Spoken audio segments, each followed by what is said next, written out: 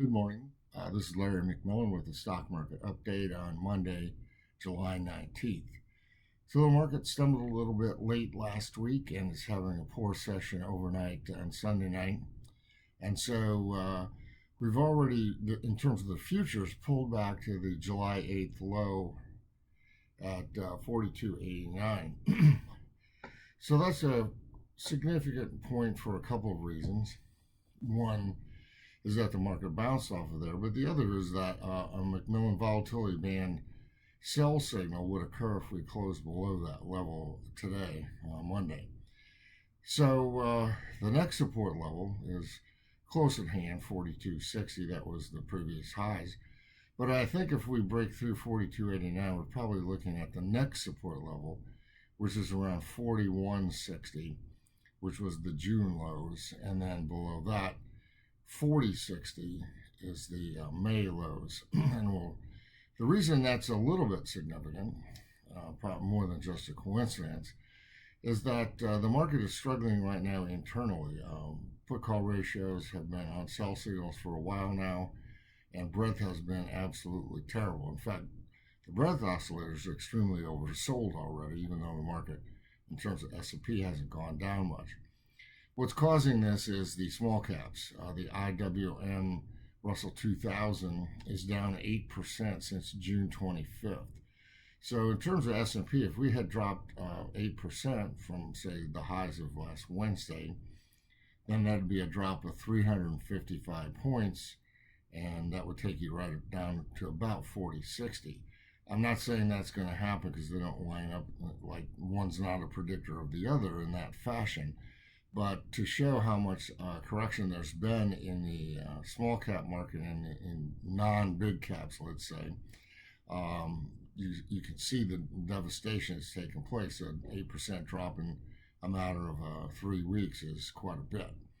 So those put call ratios are still rising. They're still on sell signals. And breadth has been, as I said, in terms of stocks only data, has been absolutely terrible. We've seen now sell signal as well in New York Stock Exchange breadth data.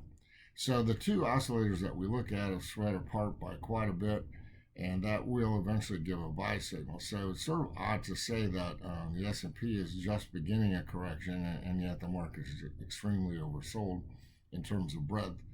But that's exactly what's happened, and it does bring back a little of the past. In 1994.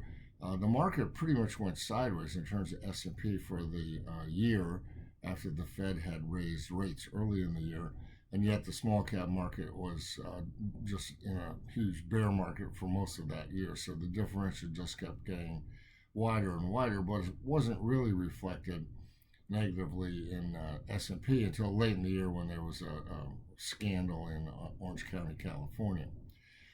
We've had more positive indicators from new highs versus new lows, and that's still the case, barely, but New York Stock Exchange new highs have been exceeding new lows.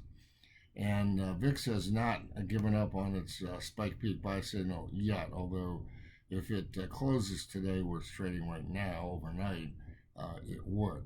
But in a bigger picture, the trend of VIX is still lower. It's not threatening to exceed its 200-day moving average or spike tremendously higher like it did in late February 2020. But of course, things like that are always a possibility when the market starts to sell off after a long advance. The construct of volatility derivatives is remaining positive too. The July VIX futures last trading day is tomorrow, Tuesday. So August will be taking over as the front month. And as long as August continues to trade at a lower price than September, again in VIX futures, there's not a problem. If they invert, then that would be another sell signal. So to summarize, the market is showing some signs of weakening. I mean, it did go up and made a new high on 13 out of 14 straight trading days. So it's not surprising it would have a correction. It's just we'll see what kind of correction that happens to be. I would suspect that it's not going to be too bad because of the fact that breadth is already extremely oversold. However, we don't use targets. We attach ourselves to signals and then ride the signal as long as it's in place. So we will be taking any buy or sell signals that appear. And I invite you to visit our website and stay abreast of those developments on a daily basis with our newsletters. In any case, good luck and good trading.